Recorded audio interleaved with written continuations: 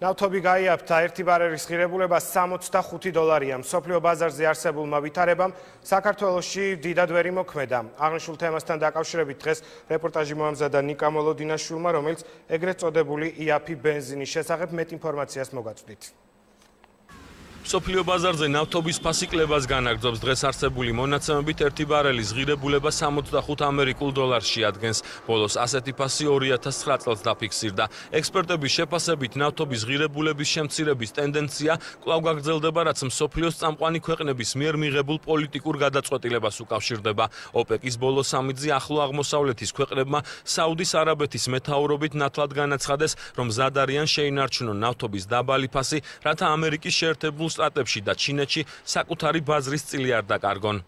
ამ მიდგომებში განსაკუთრებული როლი ითამაშა რუსეთისადმი პოლიტიკური სანქციების, პოლიტიკური ზეწოლის ინსტრუმენტის გამოყენების ფასმა და წარმოების მოცულობის მნიშვნელოვნად ზრდამ საგრძნობლად შეამცირა, უპრეცედენტოდ შეამცირა ნავთობის ფასი. ლონდონის და ნიუ-იორკის ბირჟებზე უახლოეს პერიოდში ნედლი ნავთობის გაუფასურებას $40-მდე არ გამორიცხავენ. რუსეთის მცდელობა ნავთობის მოპოვების შემცირების შესახებ უშედეგო აღმოჩნდა. ქართველი ექსპერტების განცხადებით საწვავი საქართველოშიც იაფდება, თუმცა უმნიშვნელოდ და არა თანმიმდევრულად. ეკონომისტების ერთი ნაწილი მიიჩნევს, რომ საცალო ბაზარზე შესაძლოა ადგილი ჰქონდეს კომპანიებს შორის კვლავ კარტერულ შეთანხმებებს.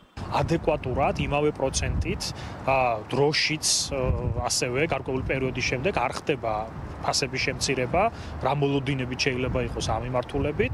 ამიტომ არსებობს გარკვეული მოსაზრებები, ეჭვები იმასთან დაკავშირებით, რომ ხო არ არის კარტელურ შეთანხმებას, ხო არ აქვს ადგილი ადგილობრივ კომპანიებს შორის. ბუნებრივია არის გარკვეული კითხვის ნიშნები საქართველოში საცალო ქსელში ნავთობპროდუქტების ფასთან დაკავშირებით, იმიტომ რომ საერთაშორისო ბაზარზე ნავთობპროდუქტებზე ფასის კლების მაჩვენებელი ცოტა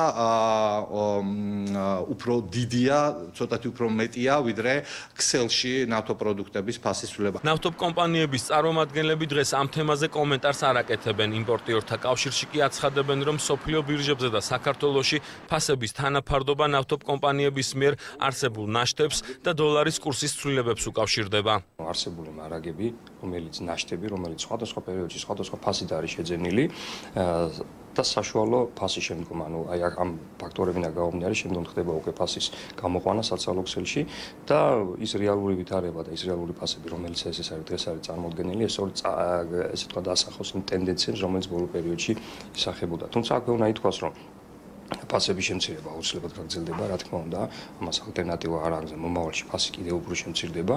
2012 და 2013 წლის მონაცემებით ნავთობის საშუალო ფასი მსოფლიო ბირჟებზე ერთ ბარელზე $103 შეადგენდა. საქართველოში საცალო ბაზარზე არსებული მაშინდელი ფასი კი $2.15-დან $2.30-მდე მერყეობდა. დღეს კი საწვავის ღირებულება ლარი და 89-დან $2.15-მდე მერყეობს. ექსპერტები ზუსტ გათვლას ვერ აკეთებენ, მსოფლიო ბირჟებზე ფასის თითქმის განახევრების შემდეგ რა უნდა ღირდეს საქართველოში 1 ლიტრის საწვავი. კონკურენციის სააგენტოში კომენტარს არ აკეთებენ, თუმცა ამბობენ, რომ სამსახურს ქვეყანაში ნავთობის ბაზრის კვლევა უკვე დაწყებული აქვს, შედეგი კი 2015 წლის იანვარში გახდება ცნობილი.